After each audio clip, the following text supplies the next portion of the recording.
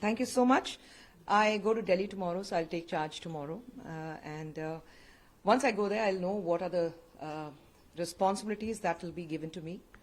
But at this moment, I would like to thank Government of India as well as our Honorable Prime Minister and the other members of NCW for trusting me and giving me such a big responsibility.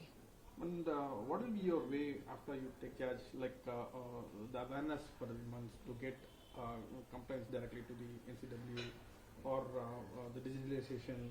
See, we really need to look into as to where there's a loophole. A lot of women do not come forward with their complaints. There's kind of fear within them. They feel that there's nobody to hear them out. There's nobody to fight for them.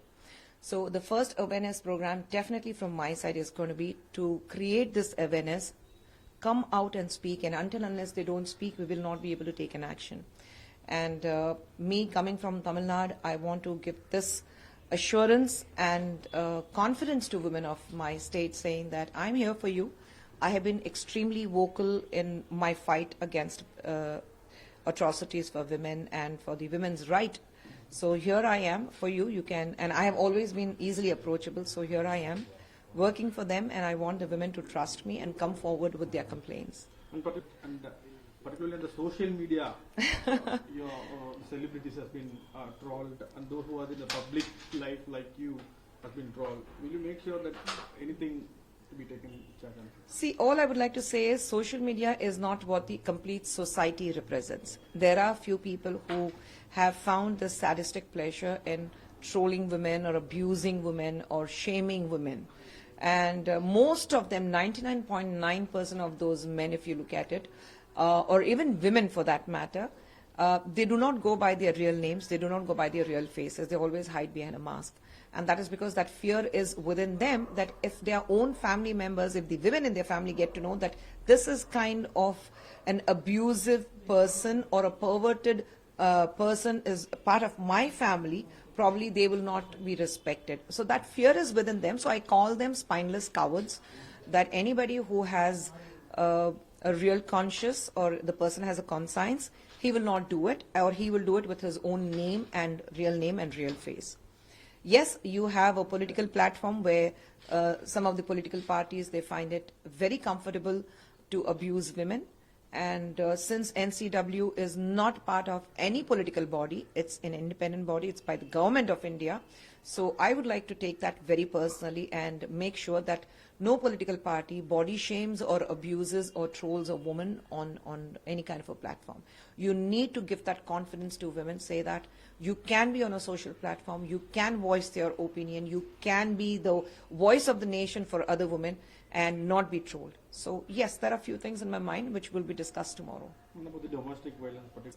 I myself have seen my mother is a product of complete domestic violence. I have seen my mother going through domestic violence for many years, and I've seen my mother how she has been quiet for different reasons. She doesn't have an education, she's illiterate, she has 4 children, she doesn't have source of income, so she doesn't have a choice but to adjust and compromise with the domestic violence, saying that it is part of my life.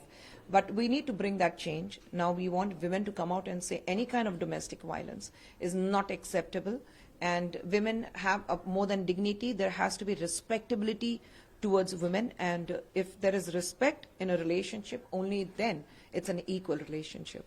So we need to bring in a lot of awareness. There's a long way ahead. It's not that I take charge tomorrow and things will be done overnight. It's a long way ahead. It's a long journey, but I'm very sure that we will be able to cross that bridge. Already you've been giving voice. That's very saddening, because when you look at the Nirbhaya Fund has been given by the Government of India to all the states of a country. And there are states, since I come from Tamil Nadu, even the Tamil Nadu government keeps complaining that the funds are not sufficient.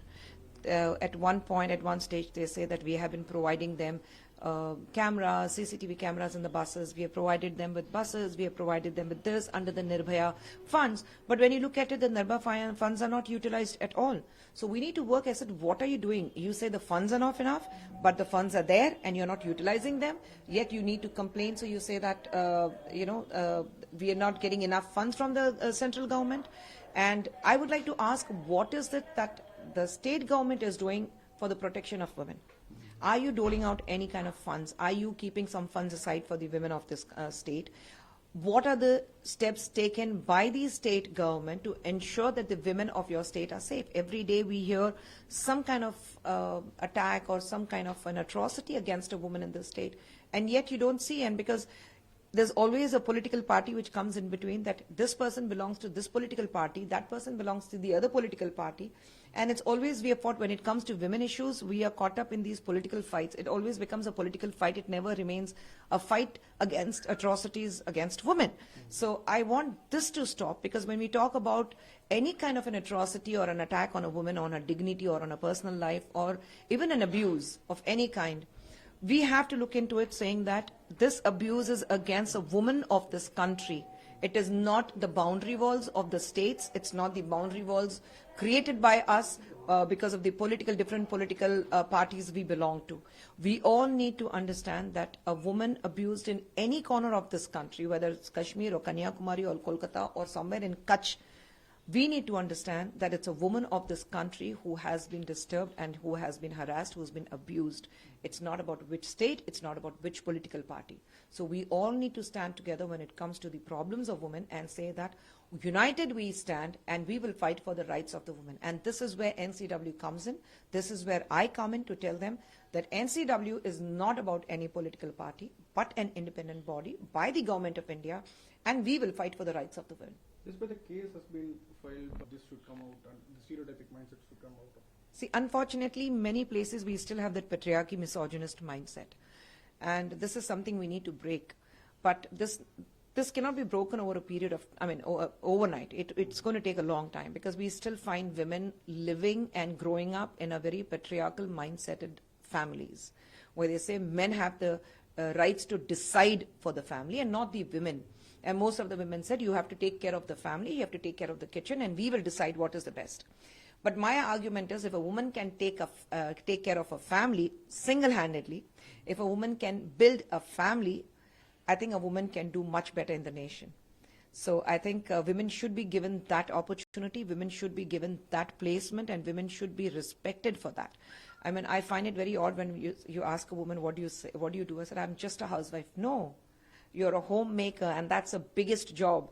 Ask a man to be a homemaker, and then he will know the kind of problems he will go through. He will not survive even for 2 days being a homemaker. So I think women, when they say, I'm just a homemaker, they need to take a pride in it. Yes, you have, as a woman, you have extra responsibilities. Being a woman, you have to take care of your children, you have to take care of your family, you have to take care of in-laws, you have to take care of your parents, everything. But I think I take pride in doing that, because I know what I can do, a man cannot do it. So I think that's my biggest plus and that's my biggest strength, because I have that ability to multitask, which most of the men don't. And one final question, this is... They say, do it and you're damned, you don't do it, you'll still be damned. So I'd rather be damned. It doesn't make a difference. I'm in political parties from the opposition. When you are not able to give me the position, or you're not able to give me that, I wouldn't say...